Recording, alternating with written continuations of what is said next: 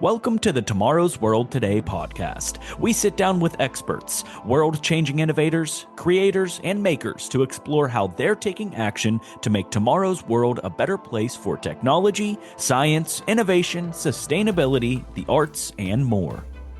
Hello, everybody, and welcome to another edition of Tomorrow's World Today. And today we have Dr. Tung. He is the Chief of Cardiology at the University of Arizona in Phoenix. Welcome. Thank you for having me. It's great to be here. Well, you know, this world of the heart and cardiology, I hear you're the man that we should speak with about technology and innovation in that space, but could we kind of walk it back a little bit so our audience can get a general feel for what you do in your field of work? What I do is very nerdy. We are called cardiac electrophysiologists. So you actually go through 27th grade to get to where you are, which is you go to college, you go to 4 years of medical school, you do 3 years of internal medicine to become a primary care physician if you want to stop there. Then you do 3 more years of heart training, which is cardiology fellowship. Yes. And then beyond that, there's 2 years of what we call heart rhythm disorders or cardiac electrophysiology. So we specialize in the electrical pathways of the heart. And that comes into various forms of what we call arrhythmias, which is when the heart is either beating too fast or too slow. Yes. So the idea that there's electricity in the body may be foreign to some of the folks in our audience. Can you talk a little bit about how electricity creates the movement in our heart to pump the blood so that they understand that part of it? It is one of the coolest things. Because the heart has its own battery, if you will, like a pacemaker, and they have their own cells that will actually discharge based on different ion currents, like sodium channels, and they basically generate a tiny little spark in what's called the pacemaker cells, and that's what gives you a heartbeat and a heart rhythm. And then what follows after the electrical activation, then the heart then will contract based on how it's stimulated through that impulse. So there are just these impulses that are happening right now. These called like the autonomic nervous system. You're not thinking about your breathing. You're not thinking about your heartbeat. Yes. You could be nervous right now talking to me. You might not be at all, and your heart rate goes up and goes down. It's all regulated by our nervous system. So far, I feel pretty good. So that's a good thing, I think. We don't want any surprises while we're doing this, do we? That's right. Well, thank you for the explanation. That gives us a good broad feel for what's going on there. Can you walk us back a little bit and talk a little about what sparked you to get into this field? That is very easy, but there's probably a 3-step process into what brought me here. Number one, I was no good at like literature, English, and all that. I was a science math person, so I was definitely a STEM kid before it even came up. I loved math. I loved science projects and the curiosity of the why. Of why does this happen? Why when you put baking soda and vinegar and seeing all these things. I loved the physical properties, the chemistry, and then understanding how it relates to the human body, I would say, was when my dad got diagnosed with colon cancer. And when I was a teenager, he got diagnosed with colon cancer. I still remember getting that news and having him undergo treatments at the Cleveland Clinic. And I remember standing there not knowing if my father would live or die. And then you see all these people with these white capes that come in and make their rounds, and I was like, wow, and they're almost like these heroes. Yes. And these people hold the code potentially to whether my father's going to live or die. And I remember feeling just completely in awe of the physicians that took care of my dad. And my dad made it, and he had a corrective surgery, underwent radiation, and lived until he was 87. And, passed away 3 years and had an incredible life and is a mentor of mine still. The third one was that I had an arrhythmia myself. So when I was in college at Northwestern, I was laughing, having a great time with my friends, laughing hysterically. And then after we stopped laughing, I was like, my heart still feels like it's just pounding. And they're like, oh my God, your heart looks like it's beating out of your chest. And my heart rate went to about 200 beats per minute. Wow. And it was just pounding very, very rapidly. My girlfriend in high school at the time, who was 2 years behind me, her dad was a heart surgeon, which is funny as well. And I called her and I said, get him on the phone. I think I'm dying. And I ended up having something called tachycardia, which is just fast heart rate. And it was actually a very innocent arrhythmia that's very common in young, healthy kids, adults, where your heart gets caught into a little short circuit. And I was admitted to Evanston Hospital there in Chicago. And one of the cardiologists sat next to me and drew out all these electrical pathways for me and said, you could have this, you could have this. I remember thinking, that's pretty cool. Yeah. And I'm still trying to figure out who that doctor was, because I think if they didn't sit at the bedside and draw everything out for me, it wouldn't have sparked my interest to then start doing research in cardiology as a college student. So it's all about the sliding doors of life. Wow. Right? If my dad doesn't get sick, if I don't get an arrhythmia, I'm not here hanging out on the set here. Right. You know, it is a special talent to have that communication that seemed to launch you on your third part there. You know, having somebody do a drawing, simplify it. Mm-hmm. How old were you at this stage? I was 18. 18. Yeah, I mean, there's a lot going on when we're 18. We have a lot of growing up yet to do, right? Absolutely. But to take the time and make a sketch and explain what it is in a simple way, what a big value that was to ignite you. Well, and being a physician, like the Latin root of doctor is docere, which is to teach. And that's one of the real principal tenets of being in academic medicine, is to educate the future generation. So teaching is probably one of the things that drives me the most in what I do, and what separates someone that's like an academic cardiologist versus someone that's in private practice is really the education mission of raising the future. And, you know, who's going to be taking care of us in 20 years? Right. And we want to teach them. And then there's obviously the element of research, which is all about discovery, which we'll talk, I'm sure, talk a lot more about. Oh, yeah. We'll explore that a little. With the field of education, can you talk a little bit about what are some of the things you're doing to try and advance education in the field? Well, with the 27th grade that we talked about, someone's got to teach all these 25th graders, 26th graders, and 27th graders. Yes. So we have different fellowships, you know, which are basically accelerated learning. If you think about it, it's actually almost vocational. That once you get through the medical school, which is like a weed-out process, and you can take an MCAT and take all these standardized tests with organic chemistry, they actually don't have much relevance other than it's the process, it's the discipline, maybe socialization. But then once you get into more vocational aspects, then we have apprenticeships, and essentially we have, you know, 2 cardiology fellows that are cardiologists that are learning arrhythmias, and they're standing next to us during all the procedures, taking it all in and learning and being first assist. And then cardiology fellows, we have 4 per year in our training program at University of Arizona. So it's hands-on. It's very hands-on. And when you're at a teaching hospital, patients understand that there will be learners as well. And some people love it, and some patients are like, I don't want any residents, I don't want any fellows taking care of me. And it's like, you have to understand, you're at a teaching hospital, this is what we do. Well, what a great experience that is. I think that'd be a fun experience for me. I'd love to come in and do an observational analysis while all this is going on, and I'm intrigued with science as well. You're welcome anytime. We have some people come in and watch heart procedure. And that's really popular, right? People love to see the inners or the inner workings of things. Yes. Even on YouTube, the things that get the biggest hits are like, come watch a procedure with me. Right? And they love it. But when you come into our electrical laboratory, it's like being in a pilot's cockpit. You know, you walk in, there's all these instrument dials, and there's rhythms here, and then there's lines and squiggles here. And that was one of the things that also got me interested, was the art of heart rhythm science. Is literally the interpretation of different lines and squiggles that I kind of think is like the Da Vinci Code. And in the brain, there's EEGs, which is looking at the electrical waveforms of the brain. But understanding the electrical waveforms of the heart, that's just been a passion of mine, because part of it is about decoding something. Yeah, electromedical, right, versus electromechanical.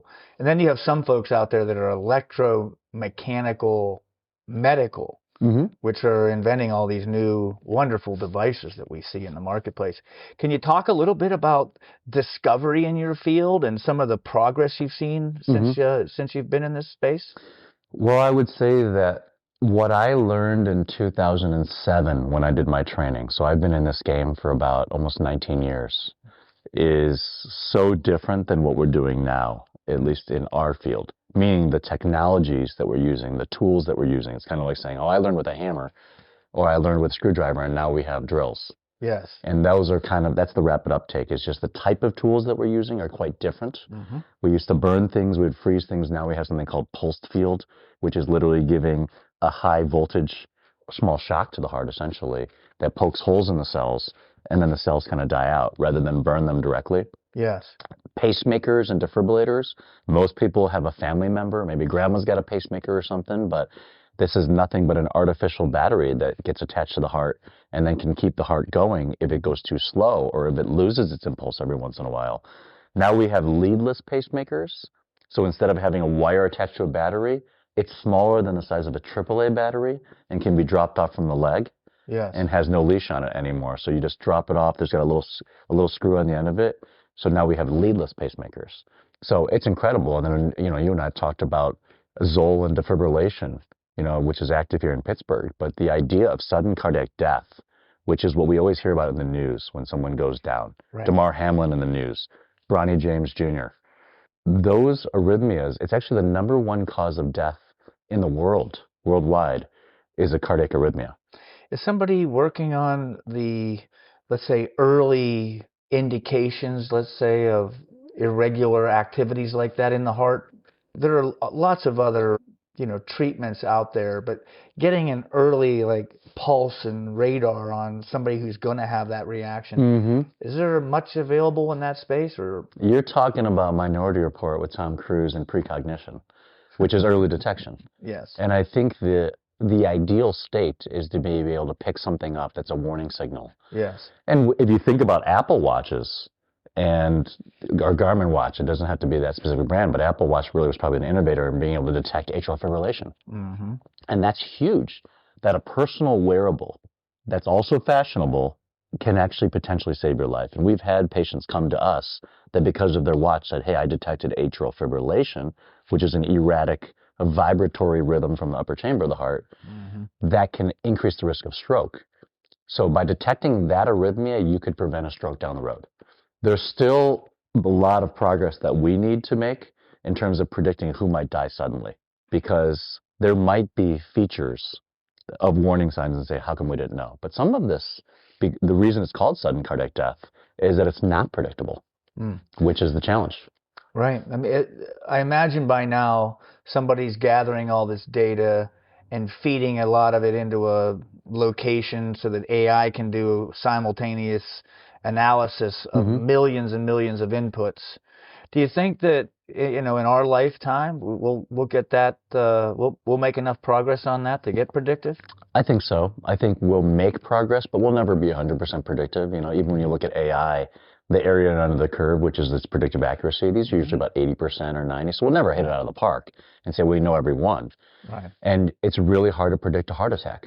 You know, a heart attack is essentially when the artery gets blocked off the blood flow because a little piece of cholesterol plaque gets inflamed and it ruptures. And then when it ruptures in the artery, there's a blood clot that then forms and then blocks off all the blood flow. Right. Then the muscle that it's supplying dies. That is something that we wish we could predict if someone's going to get a heart attack. Why does someone get a heart attack at 6:07 when they've been eating McDonald's hamburgers and cheeseburgers for 30 or 40 years? And if there's this criticality that occurs in all of healthcare, which is like, how come someone's healthy and then all of a sudden sick? But I think earlier recognition, prevention is something that we have not emphasized enough as a healthcare system. And biometrics, wearables, they actually increase the collective consciousness, I think, of healthcare, which is great. Oh, yeah. And it ties it to the general public in a way they can understand it, right? Exactly. It's so critical to the glucose sensors, right? I've experimented with a glucose sensor, just seeing what my body's reaction to food is. And you think about how it's typically used for diabetics, but what a breakthrough to be able to see what your body's chemistry and how it reacts to different foods. Yes. And I was able to find that you can actually hide pasta and the carbohydrate spike of insulin if you have a ribeye before it. So food order matters. Yes. You know, there's just different things that we need to rethink, but having a lot of biometric and wearable data at our fingertips is a huge advance. I like the idea of where that's going to go in time. So if I wanted to have an insight into your world about food and health, what kind of things would be good for me to know about how to keep a healthy heart as long as I can? Sure. It actually goes back down to basics. And I think there's a lot of healthcare leaders that talk about longevity now. And they come in all different varieties, right, of really high-level executive concierge medicine. But in the end of the day, avoidance of toxins, right? So smoking is the one thing that everyone did and everyone kind of knew but didn't know. Now we're looking at processed foods as carcinogens. So having whole organic foods. The little mantra that I say is when you go in the grocery store, never buy anything in the middle. Just stay on the outside. You get the dairy, you get the fruits and vegetables, you get the meats and the fishes, and then you get out of there. Everything in the middle just sits in a box and can sit there and outlive you. Right. Those are things that are heavily processed, right, with preservatives, et cetera. So it's about organic foods that can spoil are what you should eat. So that's what I would say. And then the Mediterranean diet has been known, rich with the right oils, avocado, olive oils, nuts, almonds. I think the right fats. The food pyramid was wrong. We were told that you've got to have a lot of bread and a lot of carbs. And now we're trying to invert that. But it might not be a pyramid. It might just be something that's just a nice linear rectangle. So I think we still need to understand that a little bit more. But then it's the obesity crisis of what can you do to avoid either your genetic predisposition or your lifestyle predisposition of being sedentary. We're living in an era in which 2 out of 3 Americans are overweight, and obesity is going to hit about 60% in the next 5 to 10 years if we don't do something about it. Then you get all these like GLP-1 agonists and all these new wonder drugs that go by Ozempic and Wegovy and tirzepatide, Mounjaro, but those are breakthroughs. But when you look at and distill it down, what they do is they essentially paralyze the stomach. So we've gotten to a situation in which we're so overfed and we're so dependent on our relationship with food that we can't control it ourselves. So we need medications that make us feel not hungry in order to lose weight. And when you think about it, what a breakthrough, but what a sad commentary. Sure. I mean, if you think about it, we're feeding more people on the planet now than we ever have, and we're living longer than we ever have. However, there are some reverberations that come along with that, right? Yeah, and we have so much excess when it talks about like caloric excess, and obviously all of us are probably guilty of throwing food out, probably over ordering, portion control. So I would say whatever we can do to combat obesity will improve cardiometabolic health. So elimination of toxins, the right diet, the right amount of exercise, avoidance of sedentary lifestyle. And then anyone that's seen like blue zones, I would say there has to be something that is healthy about joy and connection. I like that. Yeah. And there are studies that show that. I mean, if you're anxious and depressed, you're going to have a diminished lifespan. So I always say everything in moderation, including moderation. You can drive 35 miles per hour, but every once in a while it's kind of nice to feel 70 or 80. Sure. And, you live a little bit, and you can't just always drive 35. It should average out to that, where nothing's illegal, but everything in moderation, including moderation as well. We believe that here as well. We do something, it's a different field, but in the art of creativity and invention, the idea of how to relieve tension, because when you're trying to invent and figure things out, it's not always easy. We fail a lot. And you have to get back up, and we refer to that as failing our way forward. And then you do another observational analysis. What did we learn? What are we going to do differently? Let's try again. But when we're tight, the mind, right, and the stress is high, we use nature. So we will go into nature and use the outside, a walk, let yourself release, right? And then when you do that release, it's amazing how the creativity and the engineering mind returns. Absolutely. In many cases, we find that that's when the genius hits. For whatever reason. Sure. When we're in there, we're going to get it, and we don't get it. And then when we do the release, all of a sudden, the ideas flow back in, and there it is. There's a very cool medical analogy. I couldn't agree more that we're so far away from the ancestral tenets of living, which is always being indoors, not being outside, not getting enough sun. Most people are vitamin D deficient. But there's a very cool technology or invention called the Swan-Ganz catheter that came out to measure the pressure in the heart and the lungs, all through like a vein in the neck, which was invented at Cedars-Sinai, where I did my training. And where that inspiration came, because you're an inventor and love advocating for invention, is that he was sitting there watching sailboats, and how the sails would just go straight down the water. And then they said, well, if we blow up a balloon at the end of this catheter, the blood flow will just take it along for a ride. I see. And they created a balloon-tipped catheter, which was by Dr. Swan and Gans, mentors of mine. Wow. But it was more of that idle time where you would say, well, okay, I'm not in the lab, I'm not thinking about it, where the imagination can drift. Yes. And say, wow. And I would say that one of the things that I enjoy most is travel, because me personally, it exposes me to just so many different ideas. Looking at the set in here and all the hexagons in here and looking at how you guys light everything, for me, I'm just always observing, and it inspires me to think about doing things differently. Yes. Yeah, I like to live my life that way as much as I can. So you like to travel. I love to travel too when I can. Yeah. So it's a bolus of inspiration. It's a new data upload. For our audience today, maybe as we start to close, if you were going to, project a little bit into the future and maybe give some insight to them, this is a way to think about the future and maybe some of the things that you may want to do today to create a better tomorrow. What might something like that be? Well, you still have a lot of idealism, I would say, that for anyone that's in medicine, a humanist, in politics, et cetera, to try to make it better for everyone. Yes. I would say that the greatest problems that we still have are healthcare disparities. So we could celebrate maybe an Apple Watch or something that's so cool, or maybe a whole body MRI that can detect everything early. But the people that need it the most can't afford it. I see. So I would say my dream for the future of medicine is to level the playing field. And, maybe everyone can have access to ChatGPT. My wife had a little rash, and I took a picture. And I used to be thinking, there's no way AI is going to replace doctors. And Elon Musk has this whole thing where it says, nobody needs to go to medical school anymore. In 3 years, optimists would be better. Right. But my wife had a rash, and I took a picture of it and put it in an AI Gemini, and it diagnosed it right away. And it was completely accurate. So the time is now that you're going to be able to have AI-assisted medical care, but we have to be able to democratize it and make sure that everyone has access to it. That's the biggest problem. And people call that like health equity as well, that you can have coolest devices.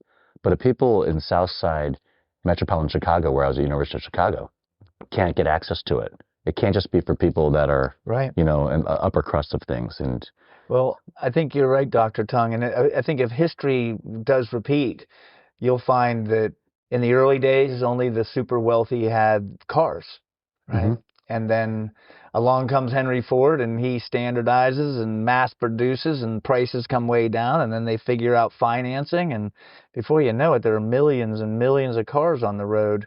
Maybe we can achieve more of what you're talking about there in not too long a time. Yeah, and it's also about mentors, right? And our number one mentors are our family, our parents.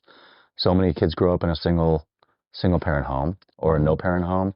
They don't have the right mentorship when you think about food. Yes. And you see obesity run down in generations. You could argue some of it's biological, some of it's predisposition, but some of it is also just learned. That This is what you eat, and those kids don't have a chance. Yeah, there's a gentleman I know that's in the grocery business, and one of the things that he and I talk, he's very, very successful on a global scale. And one of the things he and I got into was there's a certain group of general population that doesn't have a grocery store in its area. And a lot of the people shop for the food in their house at the liquor store. So they're getting all the liquor stores in certain areas actually carry some foods, snack foods and everything else, but they have their kids with them. And so the kids actually think that's what shopping for food is you go to the liquor store. And so he started working on that problem years ago. And he was here at Invention Land not too long ago. And so that's a quest that, there are observations. There are some other serious challenges yet we need to tackle. But I really appreciate you being here today and sharing some of your time with our audience and mentoring them with some of your knowledge. I appreciate it. Thank you for having me. It's been fun. Well, everybody, that's another edition of Tomorrow's World Today. Bye now. Thank you for listening to this episode of Tomorrow's World Today podcast. Join us next time as we continue to explore the worlds of inspiration, creation, innovation, and production. Discover more at tomorrowsworldtoday.com, connect with us on social media at TWT Explore, and find us wherever podcasts are available.